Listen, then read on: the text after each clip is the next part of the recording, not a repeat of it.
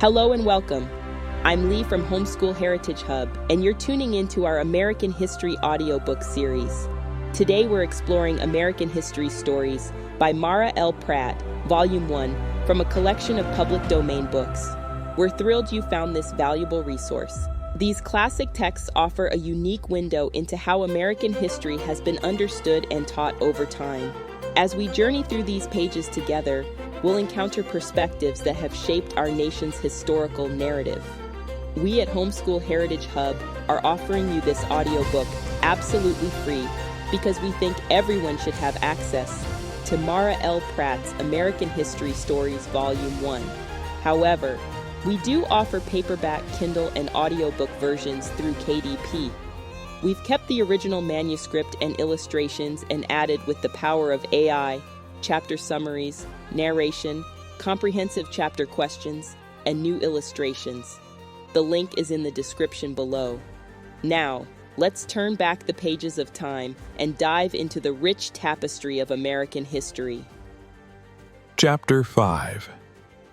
Other Great Explorers. But if Columbus discovered America, how did it happen that the country was named America? It certainly seems as if Columbia would have been a better and more fitting title for it, and it would have been but fair to Columbus, after all he had borne, to have had his name remembered in naming the country.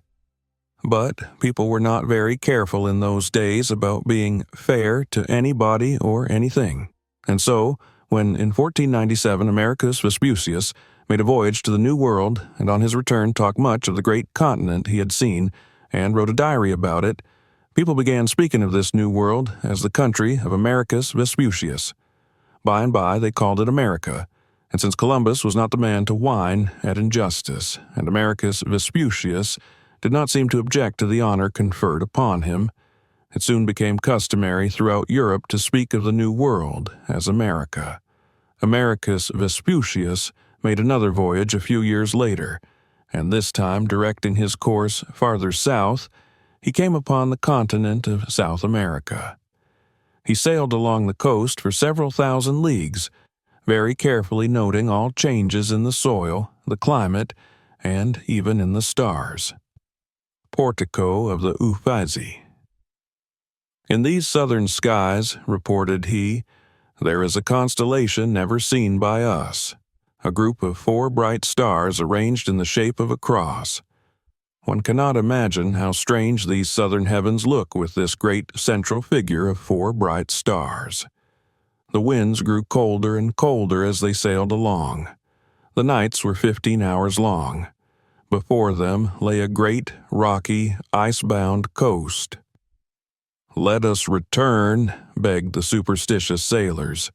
"We must be nearing the land of perpetual cold and darkness, and we shall all be caught in the great fields of ice and be frozen to death." So Americus turned his vessel homeward, glad and eager to tell of his discovery of the land of the Southern Cross and of the marvelous sights he had seen. All Europe rang with praises of the explorer. His writings were passed from one to another, and everybody talked about them. Americus Vespucius, and not Columbus, was now the hero of the hour.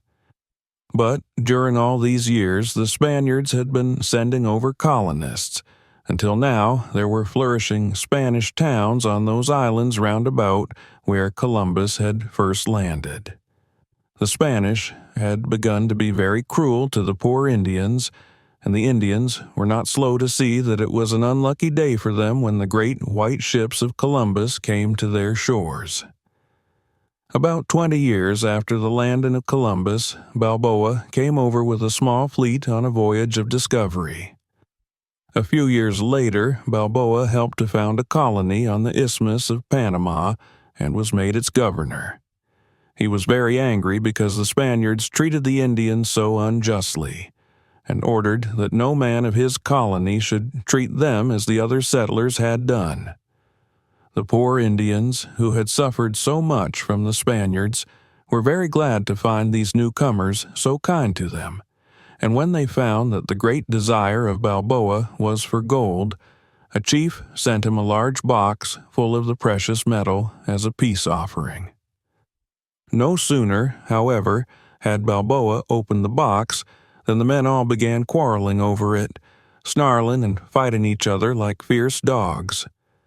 The Indian chief, looking with scorn upon their greedy wrangle, said, "Shame upon you, Christians, there is a land not far away where there is gold enough for all." Balboa and his men cared very little for the Indians' disgust, but began at once to beg him to lead them to this land of gold. One bright morning, very soon after, they started toward a ridge of mountain land beyond which, so the Indians said, lay a great ocean, and also the land of gold. Balboa, anxious to see this great ocean first, left his men on the side of the ridge and climbed to its top alone.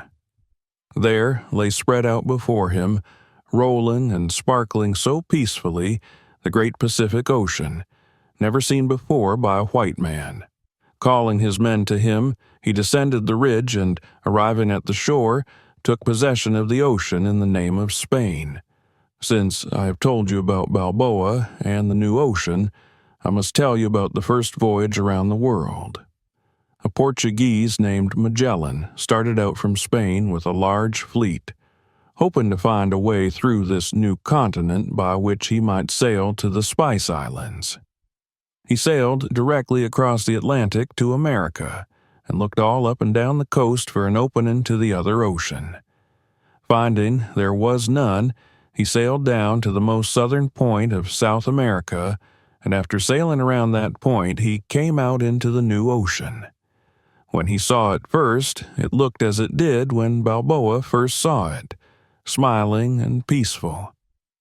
On account of its calm, sunny appearance, he named it at once the Pacific, which means peaceful. They saw some very strange people as they sailed along the coast of South America, who, so Magellan's men said, were 10 and 12 feet tall. These people were unusually tall, but it is not very likely that they were quite as tall as the men said. Sailors in those days liked to tell very big stories, I think, just as they do now. These natives of South America were as surprised to see the white men as the white men were to see them. The natives could not understand how such little men could make such big ships move, and they thought the boats must be the babies of the ships. They pulled from the ground and gave to the white men to eat, something which Magellan and his men said looked like turnips and tasted like chestnuts. The sailors ate them eagerly without cooking, and carried some of them home to Spain as great curiosities. Do you guess what they were? Nothing but common potatoes, which are eaten now everywhere, but which then were only known to the natives of America. But it was not curiosities, nor even gold and silver that Magellan most desired to find. Like most of the explorers, including Columbus himself, he was in search of a short route to the East Indies. And as he sailed down the Atlantic coast, he hoped at every little bend in the shore to find himself able to steer his ship directly west towards the Indies.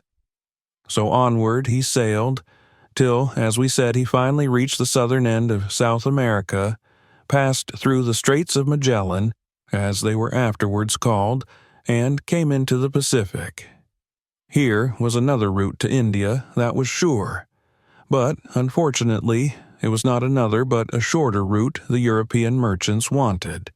However, Magellan sailed straight across the new ocean as far as the Philippine Islands, meaning to return to Spain by the old route around Africa. He had 5 ships when he set out from Spain, but one of these had been lost while sailing down the Atlantic coast of South America. When he entered the straits, the captain of another vessel, discouraged by the distance before him, turned and went back to Spain. With 3 ships, then, Magellan crossed the Pacific. Then, at the Philippine Islands, 2 more ships were lost in battles with the natives, and he himself was killed. Only one ship, the Victoria, with but 18 men and those sick and half-starved, was able to make its way back to Spain to tell the story of the first voyage around the world. And there you have it, history enthusiasts. We've reached the end of today's journey through America's past. I hope you enjoyed this chapter of American History Stories by Mara L. Pratt, Volume 1. As we've explored these public domain texts, you may have noticed language or viewpoints that differ from our modern perspective.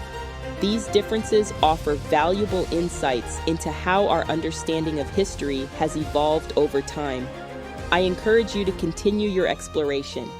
Supplement what you've heard today with additional resources, whether through online searches, educational videos, or visits to your local library. History is a dialogue between the past and the present, and your engagement enriches that conversation. This is Lee from Homeschool Heritage Hub. Thank you for joining me on this historical adventure. If you're interested in more American history audiobooks, make sure to find us on our YouTube channel, Homeschool Heritage Hub.